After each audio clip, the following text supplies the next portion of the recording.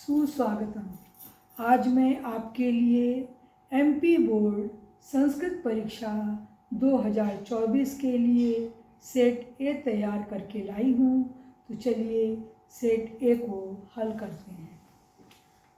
पहला प्रश्न है, उचितम विकल्पम चित्वा लिखता। उचित विकल्प चुनकर लिखिए। यह वस्तुनिष्ठ प्रश्न है। 6 नंबर का प्रश्न है। 6 उपभाग दिए हैं एक एक नंबर के। पहला है, रामेण इत्यस्मिन् पदे कः विभक्ति अस्ति। रामेण इस पद में कौन सी विभक्ति है? तृतीया, चतुर्थी, पंचमी, षष्ठी। तो यदि हमें रूप याद है तो ठीक है, यदि हमें रूप याद नहीं है तो हम कुछ पहचान याद करके रखते हैं। राम शब्द जो है अकारांत शब्द है। राम अध्वनि सुनाई दे रही है। तो जितने अकारांत रूप होंगे, अगर आपको बालक का भी याद है तो आप देखेंगे बालकेन लिखा है, उसी आधार पर आप इसे तृतीया विभक्ति का रूप मान लेंगे कि बालकेन होता है।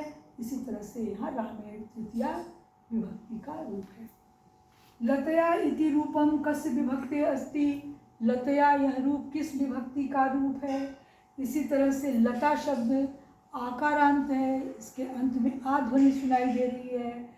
लतया तृतीया विभक्ति में बनता है, इसलिए यह तृतीया विभक्ति का रूप है। चतुर्थी विभक्ते रूपम अस्ति। चतुर्थी विभक्ति का रूप है। रामात मुनये बालकस्य नद्या। तो इसकी पहचान कीजिए। जिसमें त दिखे वो पंचमी विभक्ति, जिसमें स दिखे षष्ठी विभक्ति, नद्या तृतीया विभक्ति। हाँ, मुनये दिख रहा है, ये मुनि शब्द का रूप है। ये चतुर्थी विभक्ति में मुनये बनेगा। बहुवचनस्य रूपम अस्ति। बहुवचन का रूप है। बालकेन, एन दिख रहा है, ये तृतीया विभक्ति है।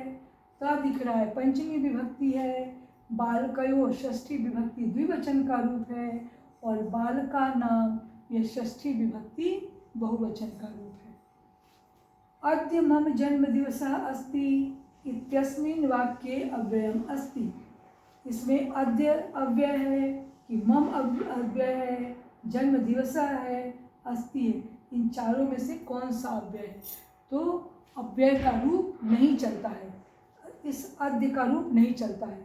मम अस्मत् शब्द का रूप है, जन्म दिवस है, जन्म दिवस का रूप है, अस्ति अस धातु का रूप है। तो अद्य यहाँ पर अव्यय है। अधोलिखितेषु अव्ययम नास्ति। नीचे लिखे में अव्यय नहीं है। अत्र, तत्र, सर्वज्ञ, सर्वत्र। अब अत्र अव्यय है क्योंकि अत्र का रूप नहीं चलता। तत्र अव्यय है, रूप नहीं चलता। सर्वत्र अव्यय है, रूप नहीं चलता। लेकिन सर्वज्ञ, सर्वज्ञ शब्द का रूप है, यह रूप चलता है, प्रथमा विभक्ति का रूप है, इसलिए सर्वज्ञ जो है अव्यय नहीं है। अब देखिए दूसरा प्रश्न, रिक्त स्थान पूर्तिम कुरुता। रिक्त स्थान की पूर्ति कीजिए। यह भी 6 नंबर के प्रश्न हैं। 6 उपभाग है एक एक नंबर का। पहला है, पठामि इत्यस्मिन् पदे धातु अस्ति।